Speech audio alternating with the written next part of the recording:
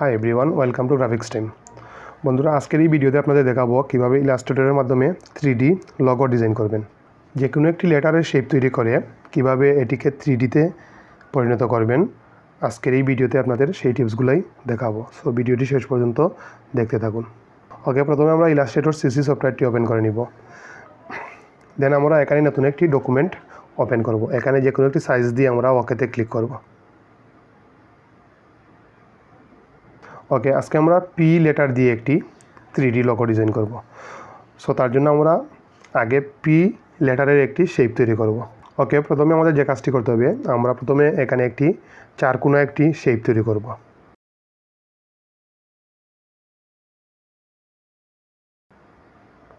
ওকে, আমরা এখানে একটি চারকোনা শেপ তৈরি করে নিলাম। দেন এটিকে আমরা রাউন্ড করে নিব। সো রাউন্ড করার জন্য দেখুন এই চারকোনা শেপের চারটি কোণাতে চারটি পয়েন্ট রয়েছে। সো এখানে যে কোনো একটি পয়েন্টে আমরা মাউস পয়েন্টার দিয়ে ভিতর দিয়ে টান দিব।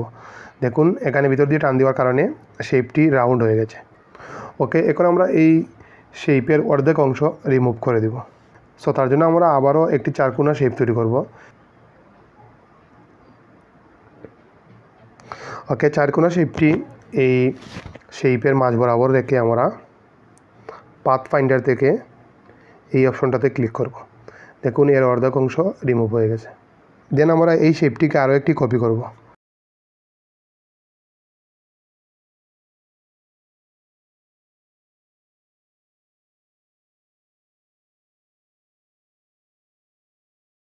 কপি করে এটিকে ছোটো করে দিব।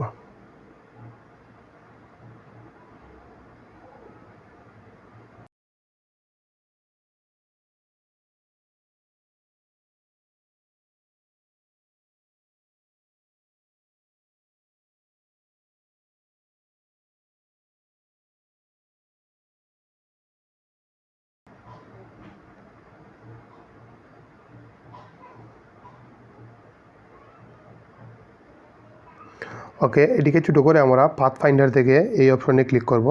দেখুন এটির মাঝের অংশটুকু রিমুভ হয়ে গেছে। ওকে, তারপর আমরা আবারও এখানে একটি লম্বা শেপ তৈরি করব।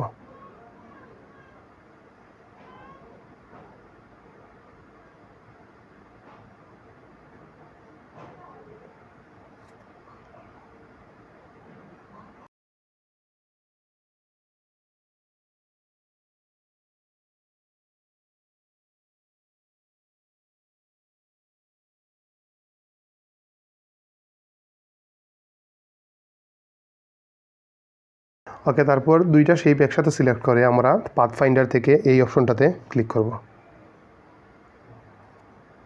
ওকে, দুটি শেপ এক হয়ে গেছে। দেখুন বন্ধুরা, এখানে একটি পি লেটার শেপ তৈরি হয়ে গেছে। সো এখন আমরা এই পি শেপের দুই পাশে দুটি শেপ তৈরি করব।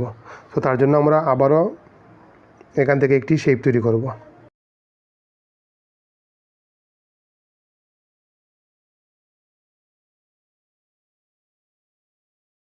ওকে, শেপ তৈরি করে এখানে এক অংশ বসিয়ে দিব এবং এই শেপটিকে কপি করে উপরের দিকে আরেক অংশ বসিয়ে দিব।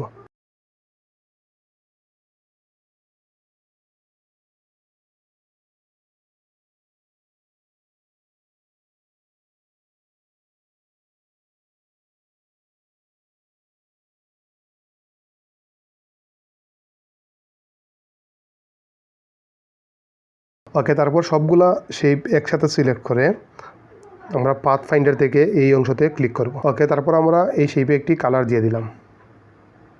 ওকে, তারপর আমরা এই পি শেপটিকে সিলেক্ট করে উপরের ফিল্টার থেকে 3D এবং 3D থেকে প্রথম অপশনে ক্লিক করব। ওকে, এখানে প্রিভিউ দিয়ে দিব। আমরা প্রিভিউ দেওয়ার কারণে আমরা স্ক্রিনে দেখতে পাবো কিভাবে এখানে 3D শেপ তৈরি হচ্ছে।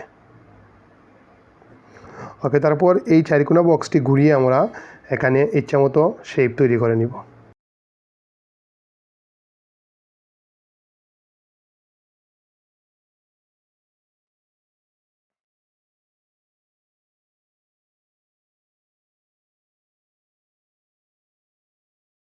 দেন আমরা শেপটি সিলেক্ট করে উপরে অবজেক্ট থেকে এটিকে এক্সপান্ড করে দিলাম। এক্সপান্ড করার কারণে এর প্রত্যেকটা শেপ এবং চারপাশ আলাদা আলাদা হয়ে গেছে। সো এটিকে সিলেক্ট করে আমরা মাউসের রাইট বাটন চেপে আনগ্রুভ করে দিব।